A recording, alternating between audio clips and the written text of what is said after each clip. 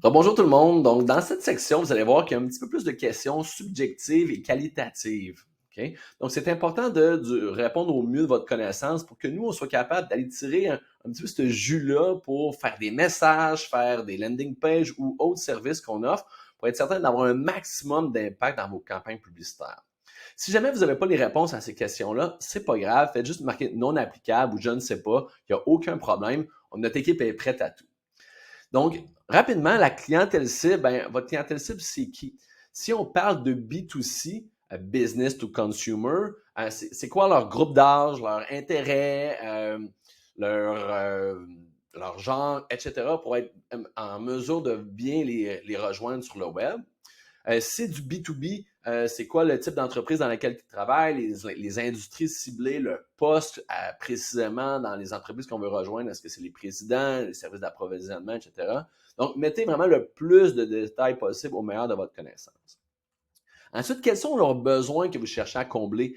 C'est quoi qui a initié la démarche de chercher une entreprise comme la vôtre? Est-ce que c'est un manque d'efficacité à l'interne? Est-ce que c'est un manque d'expertise? Est-ce que c'est un meilleur service? Donc, ça, c'est des éléments importants que vous devez avoir un peu auprès de votre clientèle cible pour vraiment connaître qu'est-ce qui a déclenché la démarche de chercher un nouveau fournisseur comme vous.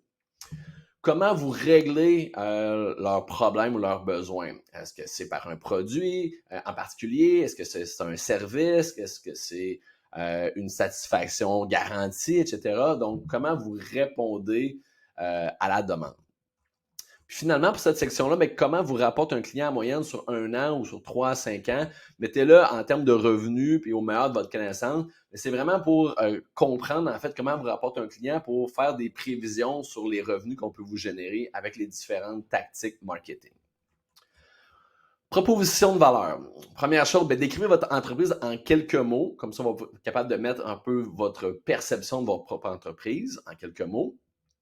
Sur quoi vous voulez qu'on mette l'accent dans les communications? Est-ce que c'est un produit ou un service en particulier? Est-ce que vous avez une garantie? Est-ce que c'est votre expérience client? Est-ce que c'est votre nombre d'années en affaires?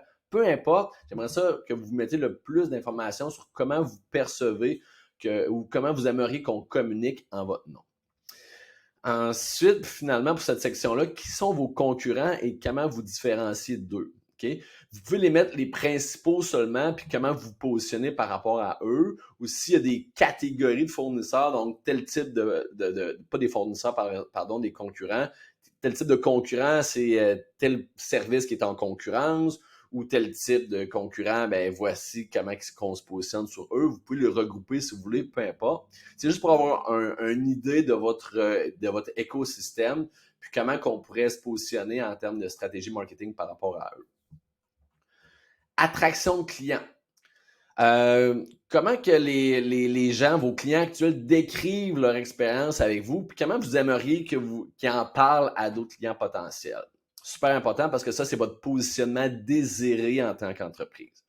Quels sont les mots-clés que les gens cherchent sur Google pour vous trouver ou que vous aimeriez qu'ils cherchent pour vous trouver?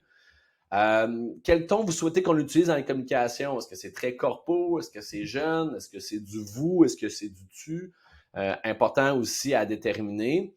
Avez-vous un guide de marque? En anglais, on appelle ça un brand guideline qui inclut votre logo, vos couleurs précises, comment qu'on utilise votre marque. Si vous n'avez pas ça, juste marquer non applicable. Si oui, peut-être juste mettre le lien Google Drive ou autre pour qu'on puisse aller le télécharger. Puis ensuite, à la suite de ces réponses-là, on aimerait que vous donniez peut-être 3 disponibilités pour que notre équipe book une rencontre stratégique avec vous pour lancer encore une fois vos campagnes le plus rapidement possible. Donc, toute l'admin va être un petit peu plus derrière nous. Puis c'est là qu'on va parler plus de stratégie pour dire, OK, cette réponse-là, on est d'accord. Cette réponse-là, on est moins d'accord. On aurait fait ça, ça, ça. Donc, vraiment pour déterminer la stratégie avec vous pour aller de l'avant avec les prochaines étapes. Donc, merci pour cette vidéo. On se voit dans la prochaine. À bientôt.